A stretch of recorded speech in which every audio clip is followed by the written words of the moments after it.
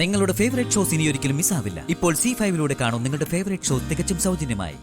ശേഖരനെ ഇവിടേക്ക് കൂട്ടിക്കൊണ്ടുവന്നത് പാർവതിയല്ലേ? അപ്പോ ശേഖരനെ കുറിച്ചുള്ള വിവരങ്ങൾ പാർവതിക്ക് അറിയാമായിരിക്കും.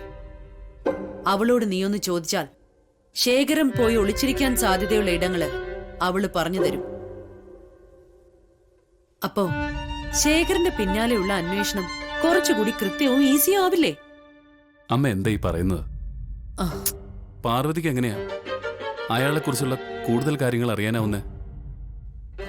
അയാള് ആരോരുമില്ലാത്ത അനാഥനായ ഒരു അന്ധൻ, ഊരും പേരുമില്ലാതെ തെരുവിൽ തെണ്ടി നടക്കുന്നു. അങ്ങനെ കരുതി അയാളോട് സഹതാപം തോന്നിയിട്ടല്ലേ പാർവതി അയാളെ ഇവിടേക്ക് കൂട്ടിക്കൊണ്ടുവന്നതും ഇവിടെ അയാൾക്ക് അഭയം കൊടുത്തതും. ആ സ്ഥിതിക്ക് പാർവതിക്ക് എങ്ങനെയാ ശേഖരന്റെ ഒളിയിടങ്ങളും അയാൾ പോകാൻ സാധ്യതയുള്ള വഴികളും പറയാനാവുക? പാർവതിക്ക് ശേഖര മേനോനെ കുറിച്ച് എന്തെങ്കിലും വിവരങ്ങൾ അറിയാമായിരുന്നെങ്കിൽ അതവൾ ഒരിക്കലും മനസ്സിൽ വെക്കാതെ അത് എന്നോട് പറഞ്ഞേനെ. അവൾക്ക് ശേഖരനെ കുറിച്ച് ഒന്നും അറിയാൻ സാധ്യതയില്ലമ്മേ. എന്റെ വിശാലേ, പാർവതി എന്തെങ്കിലും മനഃപൂർവ്വം നിന്നിൽ നിന്നും മറച്ചു വെച്ചു എന്നല്ല ഞാൻ പറയുന്നത്. എടാ, ആ കാര്യത്തില് എനിക്ക് പാർവതിയെ ഒരു സംശയവുമില്ല.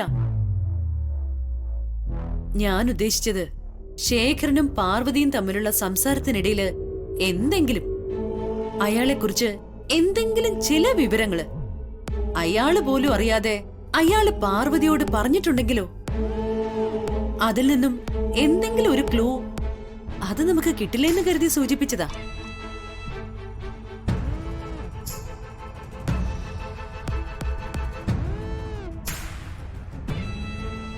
എന്താ ഞാൻ പറഞ്ഞത് ശരിയല്ലേ? നീ പാർവതിയോടൊന്ന് സംസാരിച്ചു നോക്ക്. ചിലപ്പോ നമുക്ക് പ്രയോജനപ്പെടുന്ന എന്തെങ്കിലും വിവരം കിട്ടിയാലോ. അങ്ങനെ എന്തെങ്കിലും ഒരു തുമ്പ് കിട്ടിയാ നമുക്ക് ശേഖരനെ അന്വേഷിച്ച് നാടൊട്ട് കലയണ്ടല്ലോ മോനെ. എത്രയും പെട്ടെന്ന് നമുക്ക് അയാളെ പിടികൂടിയേ മതിയാവും മോനെ. അതിന് തന്നെയാ ഞാനും നോക്കുന്നത്.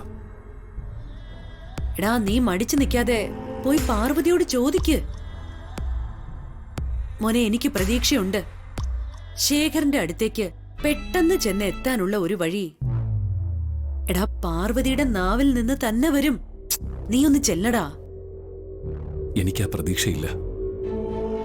എങ്കിലും അമ്മ പറഞ്ഞ സ്ഥിതിക്ക് ഞാൻ പാർവതിയോട് ചോദിക്കാം. ഇനിയിപ്പോ ചോദിച്ചില്ലെന്ന് വേണ്ട. പാർവതി അവൾ എന്റെ മുന്നിൽ ഒരു തുറന്ന പുസ്തകമാണ്.